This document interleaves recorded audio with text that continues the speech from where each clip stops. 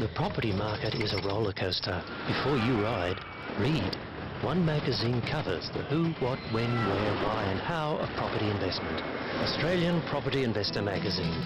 Read the market at Newsagents Now.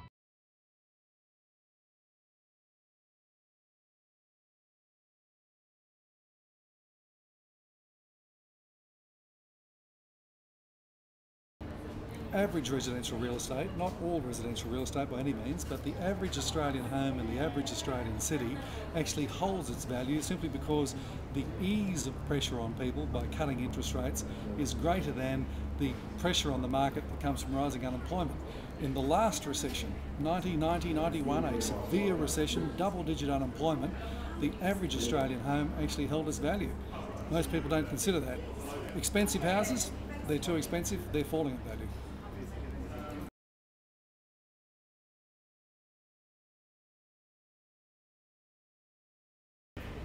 Tony Harris, the former New South Wales Auditor General, has a very nice law. It's Harris's law. It says that everything is capitalised. So when the government gives a tax break, gives a first homeowner's grant, it's pretty well immediately works its way into the price.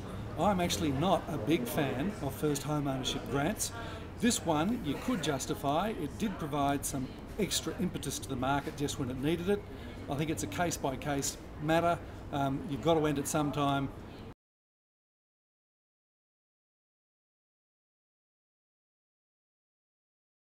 I'm very wary of every industry that asks for special help. Every industry, every sector is always saying, we're special, give us money.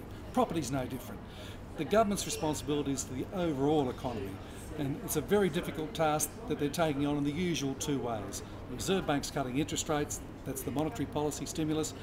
The federal government goes deeply into deficit, and that provides the fiscal stimulus. How the money is spent, well, in a perfect world, it would be more like an investment in the economy rather than just a splurge. So far, we've had a bit of both. We've had the Rudness bonus, which was a splurge. We also do have some genuine investment, though, coming down the pike as well.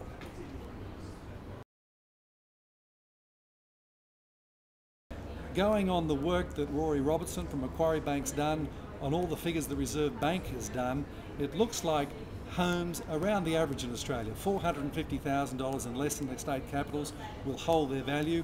More expensive places will continue to fall because those houses are too expensive.